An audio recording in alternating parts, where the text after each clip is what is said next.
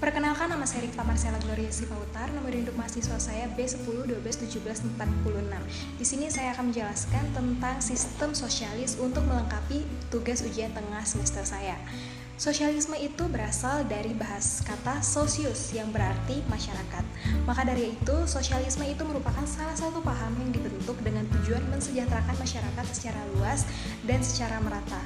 Faktor-faktor yang mendorong lahirnya pemikiran sosialisme itu ada 3 poin penting yang akan saya jelaskan.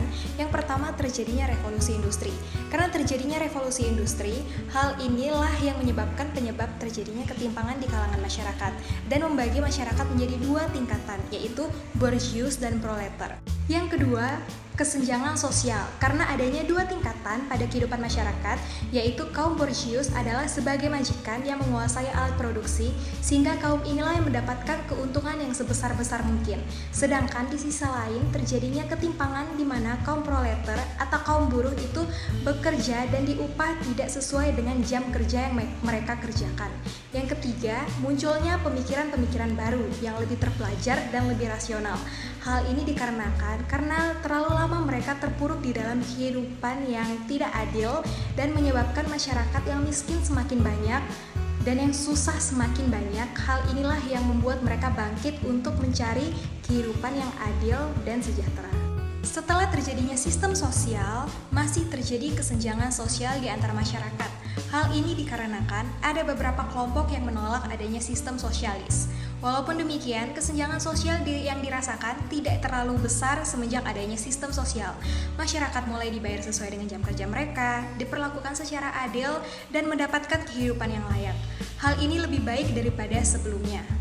Perbedaan utama antara sistem sosialisme dan sistem komunis itu adalah di sistem komunisme, sumber daya itu dikuasai oleh negara, bukan warga negara.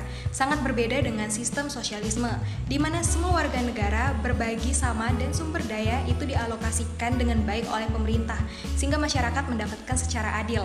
Kelebihan dari sistem sosialisme ini adalah yang pertama, pelaksanaan dan pembangunan lebih cepat. Hal ini dikarenakan adanya dukungan modal serta tenaga dari masyarakat secara luas, agar terjadinya keseimbangan dan kesejahteraan masyarakat. Yang kedua, pemerintah bebas untuk menentukan produksi sesuai dengan kebutuhan masyarakat. Maksudnya adalah pemerintah akan memproduksi semua yang diperlukan oleh masyarakat agar masyarakat tidak mengalami kekurangan serta tidak mengalami kemiskinan. Di mana ada kelebihan, tentunya di situ juga ada kekurangan. Kekurangan dari sistem sosialisme ini adalah yang pertama, tidak adanya kebebasan memiliki sumber daya yang kompeten. Hal ini dikarenakan tidak adanya spesialisasi dalam setiap bidang dan semua hal itu sudah diatur oleh pemerintah. Yang kedua, tidak mempunyai kebebasan dalam berusaha.